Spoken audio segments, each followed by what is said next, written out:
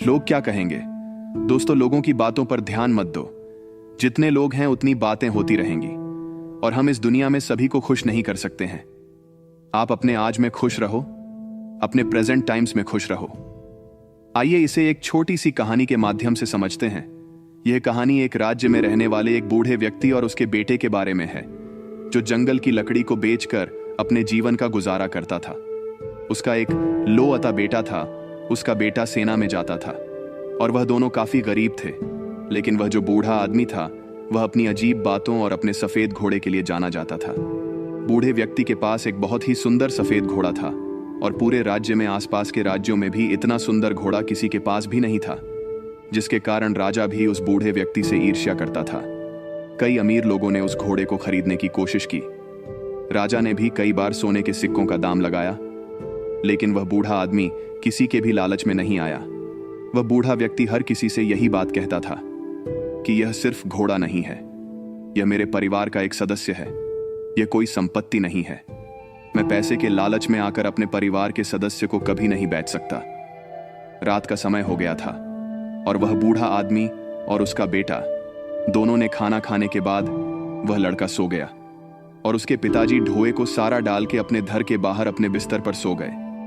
अगली सुबह जब वह बूढ़ा आदमी अस्तबल में घोड़े को लेने गया तो बूढ़े आदमी ने देखा कि घोड़ा अस्तबल में नहीं है। बूढ़े आदमी ने उस घोड़े की बहुत तलाश की, लोगों से भी पूछताछ की, लेकिन उसका घोड़ा कहीं नहीं मिला। वह बूढ़ा आदमी काफी परेशान हो गया था। उसे लगता था कि उसका घोड़ा किसी ने रात में चोरी कर लिया। कुछ समय बाद यह खबर पूरे राज्य में आग की तरह फैल गई। कई लोग वहां आ गए थे और बातें करने लगे। हमें पहले से ही पता था कि किसी दिन घोड़ा चोरी हो जाएगा।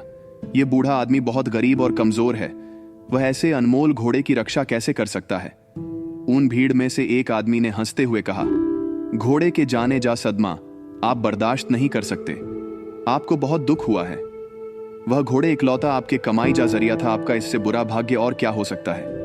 अगर आप घोड़े को पहले ही राजा को बेच देते तो आपको अच्छी रकम मिल जाती और आप अपना बुढ़ापा आराम से गुजारते। बूढ़े व्यक्ति ने किसी की बात पर कोई जवाब नहीं दिया।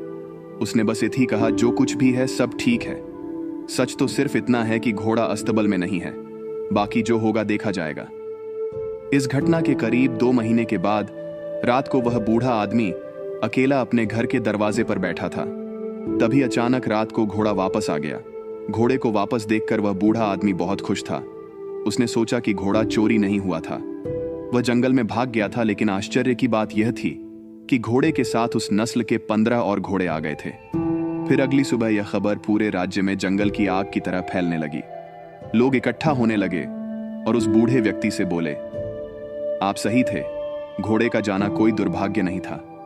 यह तो आपके लिए एक वरदान साबित हुआ है। आपके पास अभी एक नहीं, 15 और घोड़े हैं। आपकी किस्मत अब बदल चुकी है। अब आप घोड़ों के व्यापारी बन सकते हैं।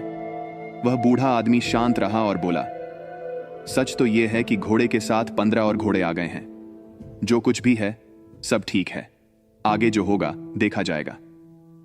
उस बूढ़े व्यक्ति के बेटे ने जंगली घोड़ों को वश में करना सीखना शुरू किया, लेकिन घोड़े जंगली थे तो जल्दी वश में नहीं आ रहे थे।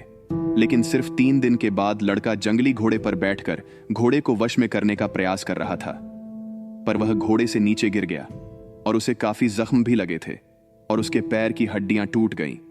बूढ़े व्यक्ति ने देखा कि उसका बेटा नीचे गिरा पड़ा और वह दर्द से चिल्ला रहा है और फिर कुछ लोग उसे वेद जी के पास ले गए। लोग फिर इकट्ठे हुए और दुखी होकर बोले, आपके साथ बहुत बुरी चीजें हुई हैं। 15 घोड़े मिलना कोई आशीर्वाद नहीं था बल्कि अभिशाप था। आपके इकलौते बेटे का पैर टूट चुका है, अब उसकी शादी कैसे होगी?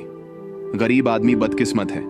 लेकिन वह बूढ़ा आदमी लोगों की बातों से प्रभावित नहीं हुआ। उस बूढ़े आदमी ने कहा, सच तो यह है कि बेटे ने एक पैर खो दिया है। यह भी सच है कि अब मुझे उसके बुढ़ापे में उसकी मदद करनी होगी।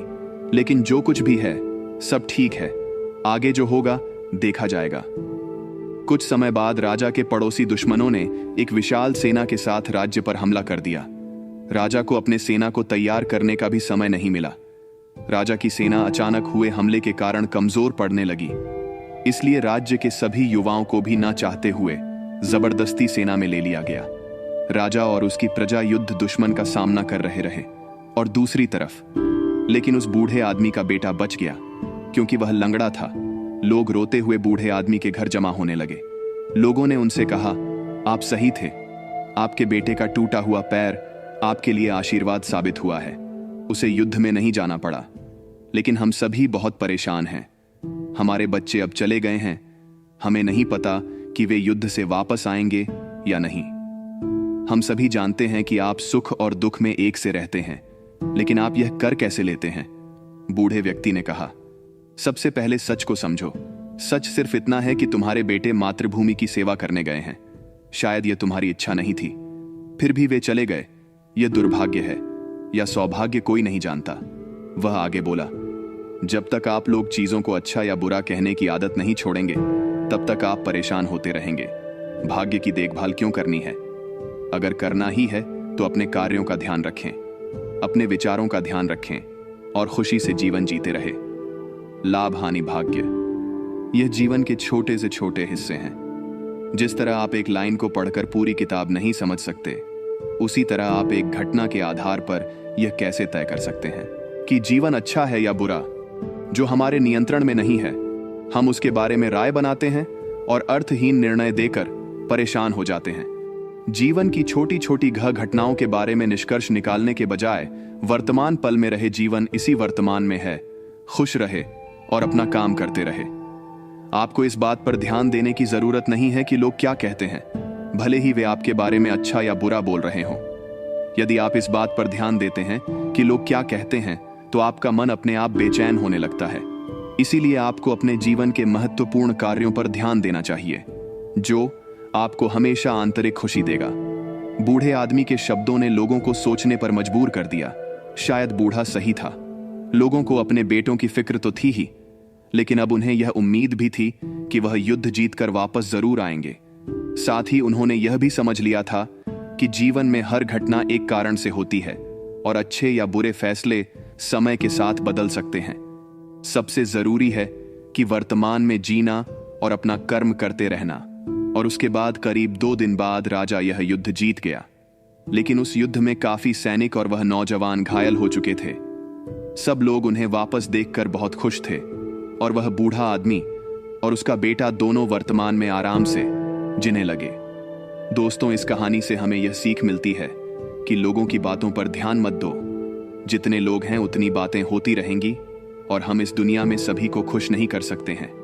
अपने आज में खुश रहो, अपने प्रेजेंट टाइम में खुश रहो।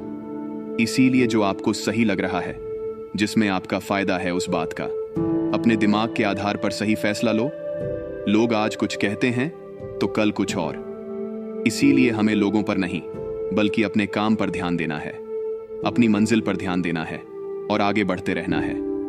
अगर हम इसी तरह लोगों की बातें सुनते रहे तो हम कभी भी आगे नहीं बढ़ पाएंगे और इनकी बातों में उलझ कर रह जाएंगे। दोस्तों, आपने आज के इस वीडियो से क्या सीखा, वह मुझे आप कमेंट में बता सकते हैं। इसी के साथ में उम्मीद है कि आपको आज की वीडियो पसंद आई होगी। तो इस वीडियो को उस इंसान को शेयर करें जिससे यह कहानी सुनने की जरूरत है, और उसी के ठीक बाद चैनल को सब्सक्राइब करें। तो चलिए फिर मिलते हैं ऐसी एक और नई वीडियो में एक नए मैसेज के साथ। तब तक के लिए अपना ख्याल रखिए। धन्यवाद और नमो बुद्धाय।